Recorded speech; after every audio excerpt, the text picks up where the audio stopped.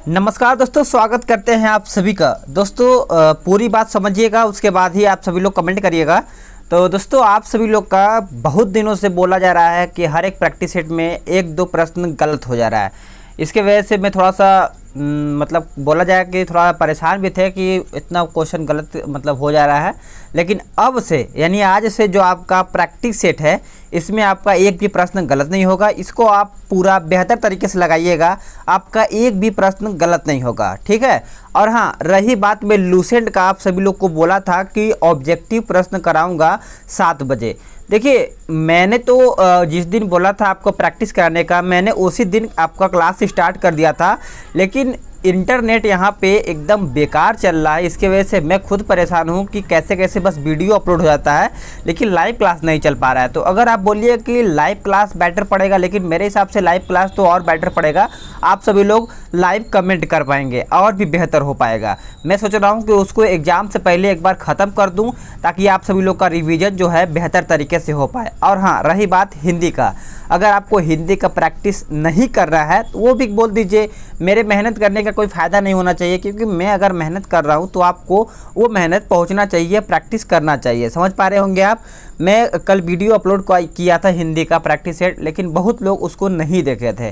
First video में अच्छा सभी लोग देखे थे, तो मुझे बहुत अच्छा लगा कि चलिए आप लोग अगर देख रहे हैं तो मेरे मेहनत करने का मैं और उसको मेहनत करूँगा बेहतर तरीके से, ताकि आप सभी लोग को जो प्रैक्टिस सेट है वो समय से आपको मिल पाए। लेकिन आप सभी लोग, आपका एग्ज़ाम डेट भी आ गया है लेकिन आप सभी लोग अभी तक सीरियस नहीं हुए हैं। सभी बता रहे हैं कि बहुत लोग सीरियस हुए हैं लेकिन सभी लोग सीरियस नहीं हुए हैं।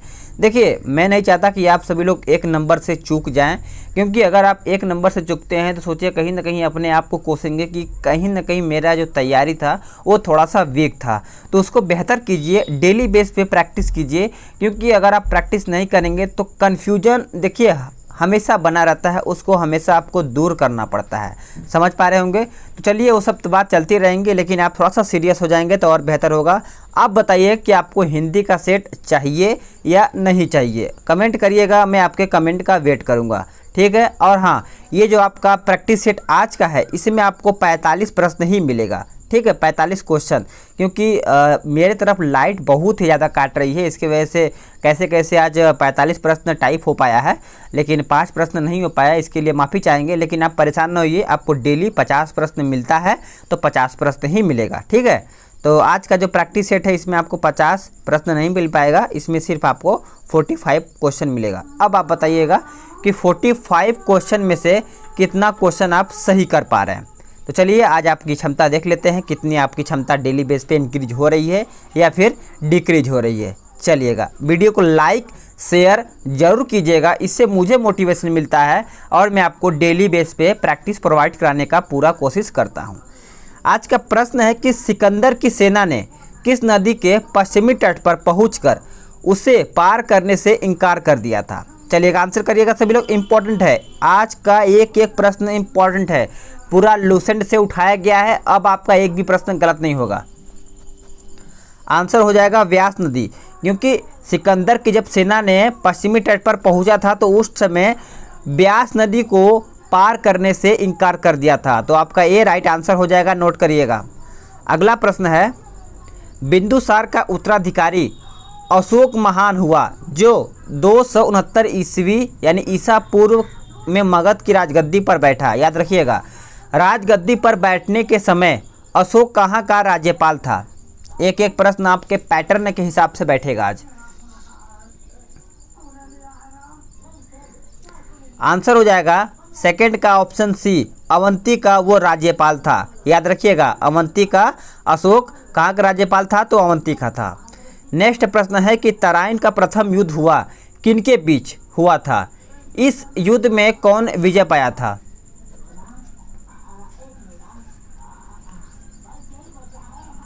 इस युद्ध में कौन विजय पाया था, तो सबसे पहले देखते हैं कि पृथ्वी राज चौहान और गौरी के बीच में ये युद्ध हुआ था, ठीक है, ये युद्ध हुआ था और इसमें विजय कौन पाया था, तो चौहान ने पाया था। यानी जो तराइन का प्रथम युद्ध हुआ था इसमें पृथ्वीराज चौहान और गौरी के बीच में युद्ध हुआ था। अगर बात करें सेकंड तो 1191 में फर्स्ट हुआ था, 92 में आपका सेकंड हुआ था। इसमें आपका पृथ्वीराज चौहान सेकंड में हार जाता है, ठीक है। तो इसमें आपको गौरी जीतता है, लेकिन फर्स्ट में पृथ्वीराज चौहान ही जीतते हैं इसमें। नेक्स्ट प्रश्न है कि गयासुद्दीन तुगलक की मृत्यु कैसे हो गई थी? गयासुद्दीन तुगलक की मृत्यु कैसे हो गई थी, याद रखिएगा, और आंसर आपका सभी का सही आना चाहिए। आंसर हो जाएगा लकड़ी के महल में दबकर।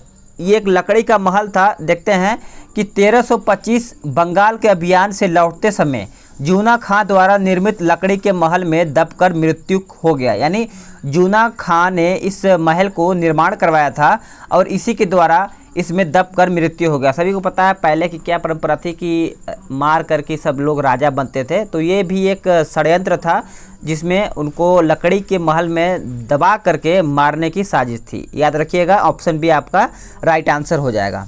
अगला है कि दिन ए इलाही धर्म स्वीकार करने वाला प्रथम एवं अंतिम हिंदू शासक कौन था?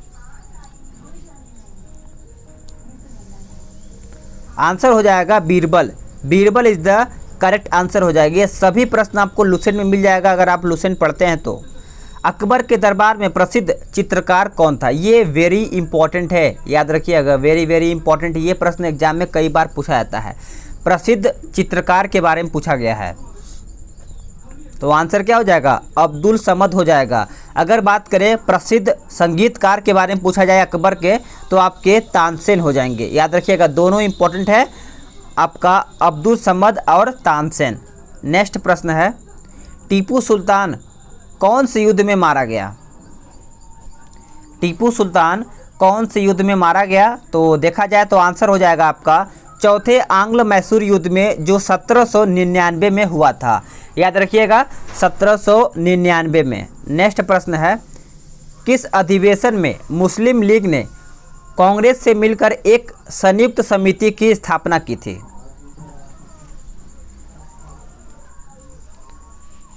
आंसर हो जाएगा क्वेश्चन नंबर 8 का ऑप्शन ए, लखनऊ अधिवेशन, जो 1916 में हुआ था। यानी इसी अधिवेशन में मुस्लिम लीग ने कांग्रेस से मिलकर एक संयुक्त समिति की स्थापना की थी। याद रखिएगा, इंपॉर्टेंट है।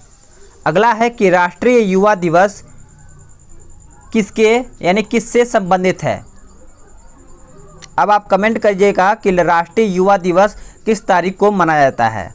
कमेंट करेंगे तो और भी बेहतर होगा, इस तरीके से चीज़ें आपको बेहतर याद होगा। आंसर हो जाएगा स्वामी विवेकानंद की याद में आपका राष्ट्रीय युवा दिवस मनाया जाता है। नेक्स्ट प्रश्न है कि जलियांवाला बाग हत्याकांड में कौन सा भारतीय था जो डायर के साथ दिया था? सभी को पता है कहीं ना कहीं सभी लोग, कुछ न कुछ भारतीय लोग भी उस समय थे जो अंग्रेज़ों का साथ देकर भारतीयों का कत्ल भी होता था, ठीक है। तो आंसर क्या हो जाएगा? ऑप्शन बी ही हो जाएगा, हंसराज। हंसराज जो था वो डायर का साथ दिया था जलियांवाला बाग हत्याकांड में। तो सभी को पता है जो भगत सिंह के जो दोस्त थे वो लोग भी मतलब जब उनको पकड़ा गया था तो उस टाइम भी उनको साथ दे दिया गया था अंग्रेज़ों को मिल करके, इसीलिए उनका वहाँ पे फांसी पे चढ़ा दिया गया था। सभी को याद होगा, ठीक है, क्योंकि उस टाइम बहुत अलग हुआ करता था। सिक्किम की सीमा कौन से राज्य से नहीं मिलती है? सिक्किम की सीमा कौन से राज्य से नहीं मिलती है? आंसर करिएगा। तो देखते हैं आपका नेपाल, भूटान और चीन, ये तीनों राज्य से ये तीनों यहाँ पे राज्य हो गया, गलत होगा, ठीक है, चलिए ठीक है। सिक्किम की सीमा कौन से राज्य से होकर नहीं मिलती है? ये सब तो पूरा देश है, लेकिन इसमें आपका राज्य चला गया है, कोई बात नहीं। लेकिन आपका असम हो जाएगा। असम जो है आपका यहाँ पे सही हो जाएगा, ठीक है, चलेगा। नेक्स्ट प्रश्न पे आते हैं। जोग या गरसप्पा जलप्रपात किस नदी पर स्थित है? जोग या गरसप्पा जलप्रपात आपका किस नदी पर स्थित है? तो आंसर हो जाएगा क्वेश्चन नंबर 12 का option B, Sharavathi. Sharavathi is the correct answer हो जाएगा। अगर इसके ऊंचाई के बारे में बात किया जाए तो आपका इसका ऊंचाई हो जाएगा 255 हो जाएगा, ठीक है, याद रखिएगा। नेक्स्ट प्रश्न है कि सतपुड़ा की पहाड़ियाँ कौन से राज्य में है और इसकी यानी किसकी बनी है? ये जो सतपुड़ा की पहाड़ियाँ हैं कौन से राज्य में है और किसकी बनी है? तो आंसर देखा जाए 13 का तो ऑप्शन ए हो जाएगा, मध्य प्रदेश में है और ये ज्वालामुखी चट्टान से बनी हुई है। नेक्स्ट प्रश्न है कि भारत की सबसे बड़ी कृत्रिम झील कौन सी है? भारत की सबसे बड़ी कृत्रिम झील आपकी कौन सी है? तो आंसर हो जाएगा 14 का ऑप्शन सी, गोविंद पल्लव पंत सागर। सी आपका राइट आंसर हो जाएगा सभी लोगों का। अगला है कि तमिलनाडु में शरतकालीन वर्षा किसके कारण होता है? मैं आप सभी लोग को लिए सोच रहा हूँ कि कुछ अलग किया जाए, क्योंकि वैकेंसी क्लियर करना है इस बार, चाहे कुछ भी हो जाए। समझ पा रहे होंगे आप सभी लोग। तो आप सभी लोग भी उसी तरीके से अलग से सोचिए। उत्तरी पूर्वी मानसून के कारण तमिलनाडु में शरतकालीन वर्षा होती है, ठीक है। भारत में चाय की खेती कब प्रारंभ हुई?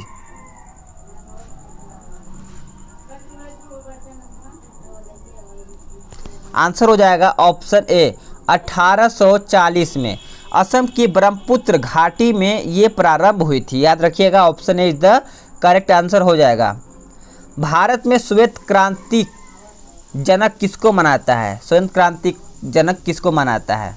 श्वेत क्रांति पूछा गया है, याद रखिएगा। तो आंसर हो जाएगा कुरियन, यानी कुरियन आपके श्वेत क्रांति के जनक माने जाते हैं भारत में। अगला प्रश्न है कि केंद्रीय आलू अनुसंधान केंद्र कहाँ पर स्थापित है?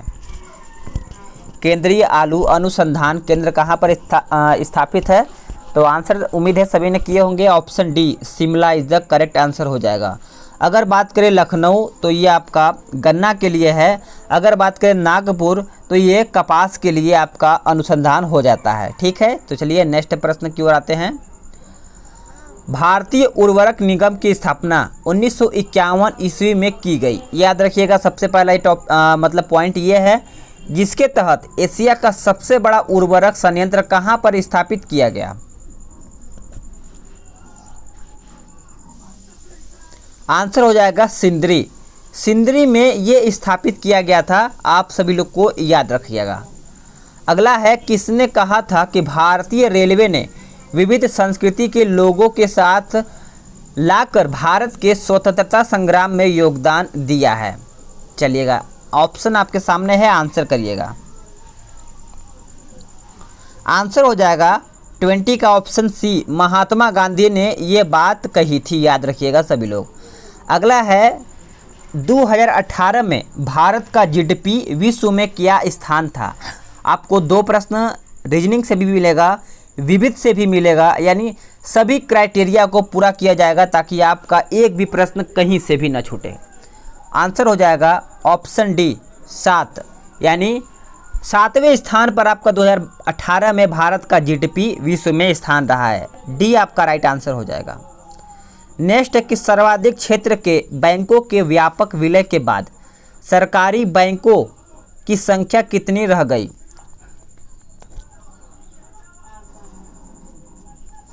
आंसर हो जाएगा 12। भारत ने किस देश के कॉन्क्र जलपूर्ति परियोजना के लिए 170 मिलियन डॉलर की लाइन ऑफ क्रेडिट की पेशकश की है? आंसर हो जाएगा गिनी, यानी गिनी इज द करेक्ट आंसर हो जाएगा सभी लोगों का। अगला है कि पीएम मोदी ने अपनी भूटान यात्रा के दौरान कितने मेगावाट जल विद्युत परियोजना का उद्घाटन किया है?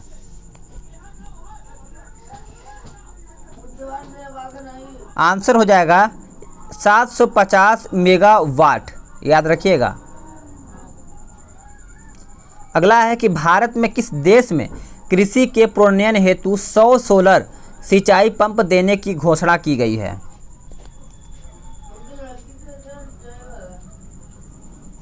तो आंसर हो जाएगा जम्बिया, यानी जम्बिया को भारत ने 100 सोलर सिंचाई पंप देने की घोषणा की है। बी आपका राइट आंसर हो जाएगा। अगला प्रश्न आते हैं अब 31 से। मैंने बोला था आपका 45 ही प्रश्न रहने वाला है, ठीक है।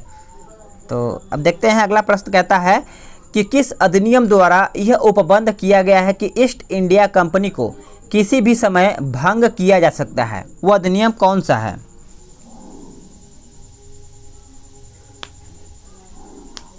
आंसर हो जाएगा ऑप्शन ए 1873 का अधिनियम। ए आपका राइट आंसर हो जाएगा सभी का।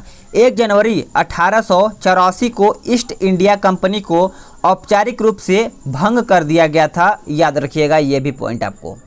अगला प्रश्न है कि स्वतंत्र भारत का पहला मंत्रिमंडल स्वास्थ्य विभाग का मंत्री कौन था? आंसर हो जाएगा ऑप्शन डी, राजकुमारी अमृत कौर। राजकुमारी अमृत कौर कहाँ की थी? तो स्वास्थ्य विभाग की मंत्री थी। अब बात करें यहाँ पे जगजीवन कौन थे? तो जगजीवन श्रम मंत्री थे। बलदेव सिंह आपके रक्षा मंत्री थे। अगर बात करें जान मथाई तो रेलवे मंत्री थे। याद रखिएगा ये सब आपके स्वतंत्र भारत का पहला मंत्रिमंडल के बारे में पूछा गया है। अगला है कि भारतीय संविधान में कौन से अनुच्छेद के तहत राज्य भाषा को व्यवस्थित किया गया है? आंसर हो जाएगा ऑप्शन ए, 343 से 351 के तहत। अगर बात करें आपातकाल, आपका आपात उपबंध आपका 352 से 360 है। अगर बात करें प्रकीर्णन आपका 361 से 367 है। अगर बात करें संविधान संशोधन तो आपका 368 में है। तो याद रखिएगा सभी में पॉइंट आपको क्लियर करूंगा ताकि आपका एक भी पॉइंट छूट ना पाए। आपातकाल के परिवर्तन के दौरान राष्ट्रपति को मौलिक अधिकार शक्तियां हैं। आपातकाल कहां से लिया गया है? इंपॉर्टेंट है, आंसर करिएगा। तो जी हाँ, आपका राइट आंसर हो जाएगा ऑप्शन बी, जर्मनी से ये आपका आपातकाल लिया गया है। ठीक है, अब बात करेंगे आपका कि नेक्स्ट प्रश्न आपका क्या होगा।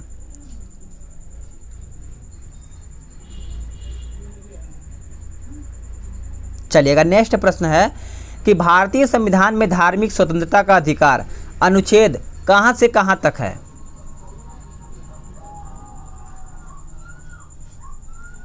तो आंसर हो जाएगा ऑप्शन ए, 25 से 28 तक। अगर बात करें स्वतंत्रता का अधिकार तो आपका 19 से 22 है। अगर बात करें समता या समानता का अधिकार आपका 14 से 18 है। तो मैं आपको एक एक ऑप्शन को क्लियर करूंगा ताकि आपका और भी क्वेश्चन बन पाए। निम्न में से वह कौन सा देश है जिसने सिविल सेवा आयोग का प्रावधान किया गया? तो सिविल सेवा आयोग का देखा जाए तो आपका चीन ही पहले शुरुआत किया था। सी आपका राइट आंसर हो जाएगा। अगला है कि निम्न में से किसका संबंध चुनाव आयोग से नहीं है? चुनाव आयोग से नहीं है। तो राइट आंसर हो जाएगा आपका चुनाव की वैधता का निपटारा करना। यह आपका चुनाव आयोग का संबंध आपका चुनाव से नहीं है। नेक्स्ट है कि दिनेश गोस्वामी समिति का संबंध किससे है?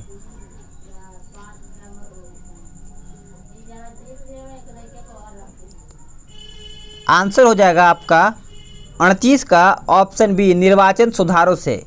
बी आपका राइट आंसर हो जाएगा। अगला है कि निम्नलिखित में से कौन सा विषय समवर्ती सूची में है?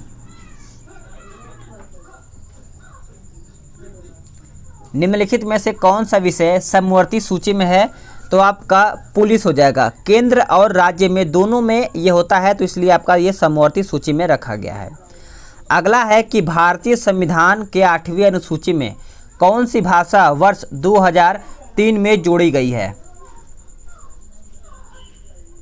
चलिएगा, आंसर करिएगा सभी लोग। तो 40 का आंसर हो जाएगा ऑप्शन डी, संथाली। संथाली जो भाषा है ये आपकी 2003 में जोड़ी गई थी 8वीं अनुसूची के अंतर्गत। अगला है प्रकाश को सूर्य से पृथ्वी तक आने में औसतन कितना समय लगता है?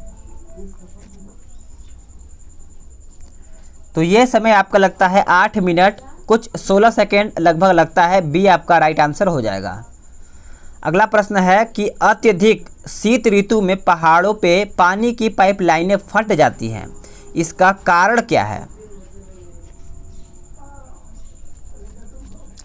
तो इसका कारण यही है कि पाइप में पानी जमने पर फैलता है। प्लास्टिक अगर होता है तो फैलता है, तो थोड़ा बहुत होता है। अगर लोहे की पाइप हो या फिर शीशे का ग्लास हो तो वो फैल नहीं पाता है, इसके वजह से वो टूट जाता है। याद रखिएगा। अगला है कि गर्मी के दिनों के दौरान मिट्टी के बर्तनों में रखा पानी ठंडा हो जाता है, इसका निम्न कारण क्या है? तो इसका निम्न कारण है वाष्पीकरण। डी आपका राइट आंसर हो जाएगा। अगला है बल्ब को तोड़ने पर तेज आवाज़ आती है, ऐसा क्यों? कोई भी बल्ब अगर 100 वाट का फ्यूज होता है तो आप अगर किसी को मतलब फेंकेंगे या फिर किसी की तरह फोड़ेंगे तो उसमें कुछ आवाज़ें निकलती हैं। तो उसका कारण यही है कि बल्ब के अंदर निर्वात में वायु तेज़ी से प्रवेश करता है, इसलिए ये आपका राइट आंसर हो जाएगा। चुंबकीय फ्लक्स का मात्रक क्या है? आंसर हो जाएगा वेबर। ये आपका राइट आंसर हो जाएगा, नोट करिएगा। अगला है कि मैग्सेसे पुरस्कार से सम्मानित होने वाले प्रथम भारतीय कौन थे?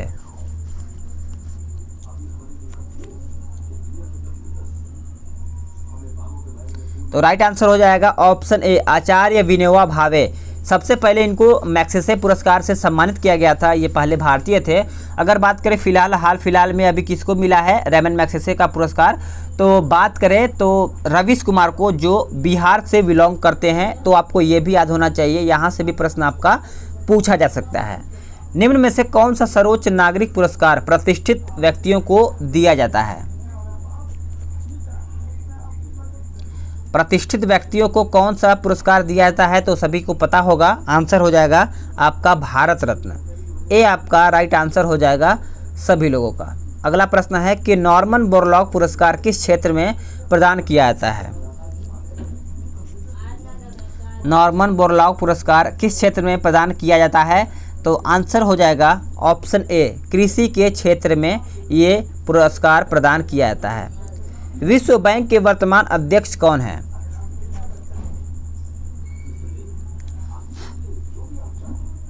आंसर हो जाएगा option C, Davis or Malpass. C आपका राइट आंसर हो जाएगा सभी लोगों का।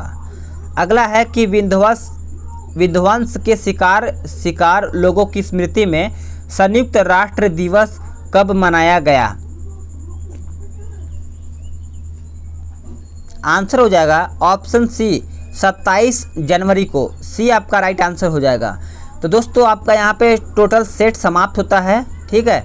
इसमें आपको 45 क्वेश्चन मिला है। आप कमेंट करिएगा कि आपका 45 में से कितना प्रश्न सही हुआ है। अगर आपको ये प्रैक्टिस बेहतर लगा है तो लाइक करके जाइएगा और अपना सुझाव ज़रूर दीजिएगा। मैं आपका कमेंट डेली देखता हूँ, आप टेंशन न लीजिएगा, ठीक है। तो चलिए दोस्तों आज के लिए इतना ही। आज के लिए इतना ही। अब जल्दी ही मिलेंगे, तब तक के लिए जय हिंद, वंदे मातरम।